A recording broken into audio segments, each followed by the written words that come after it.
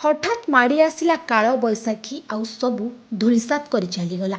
କିଛି ଭାବିବା ଆଗରୁ କାଳ ବୈଶାଖୀ ତାର ରଚିଥିବା ତାଣ୍ଡବରେ ଉଜାଡ଼ି ଦେଇଗଲା ଅନେକ ଅସ୍ଥାୟୀ ପରିବାରଙ୍କ ଘର ଆଉ ନେଇଗଲା ଅନେକଙ୍କ ଜୀବନ।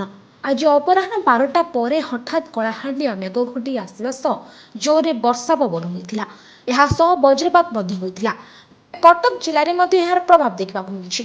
କଟକରେ କାଳବୈଶାଖୀର ତାଣ୍ଡବ ପରେ ଦେଖିବାକୁ ମିଳିଥିଲା ଲଙ୍କାକାଣ୍ଡ।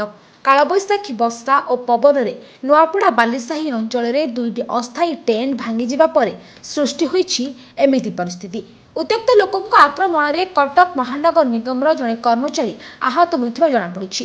ପୋଲିସ ଗାଡ଼ିକୁ ବି ଲୋକେ ଆକ୍ରମଣ କରିଛନ୍ତି। ସ୍ଥିତି ଉତ୍ତେଜନାପୂର୍ଣ୍ଣ ଥିବାବେଳେ ସେଠାରେ 5 ପ୍ଲାଟୁନ ପୋଲିସ ମୁତୟନ ହୋଇଥିଲେ।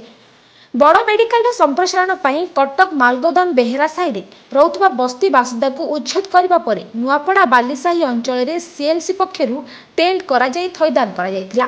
ତେବେ ଆଜି କାଳବୈଶାଖୀ ବର୍ଷାରେ ଦୁଇଟି ଅସ୍ଥାୟୀ ଟେଣ୍ଟ ସମ୍ପୂର୍ଣ୍ଣ ଭାଙ୍ଗିଯାଇଛି। ଏଥିରେ 2 ଜଣ ଆହତ ହୋଇଥିବା ବେଳେ ସେମାନଙ୍କୁ ଡାକ୍ତରଖାନାରେ ଭର୍ତ୍ତି କରାଯାଇଛି। ଅନ୍ୟପଟେ କିଛି ଶିଶୁ ଭଙ୍ଗା ଟେଣ୍ଟ ମଧ୍ୟରେ ଫସି ଯାଇଥିଲେ। ତେବେ ସେମାନଙ୍କୁ ସୁରକ୍ଷିତ ଭାବେ ଉଦ୍ଧାର କରାଯାଇଛି। ଘଟଣାସ୍ଥଳରେ ଉତ୍ତେଜନା ପ୍ରକାଶ ପାଇବାରୁ ମଧୁପଡ଼ାର ପୋଲିସ ପହଞ୍ଚିଥିଲା। ତେବେ ସେମାନେ ବସ୍ତି ବାସିନ୍ଦାଙ୍କ ଆକ୍ରୋଶର ଶିକାର ମଧ୍ୟ ହୋଇଥିଲେ।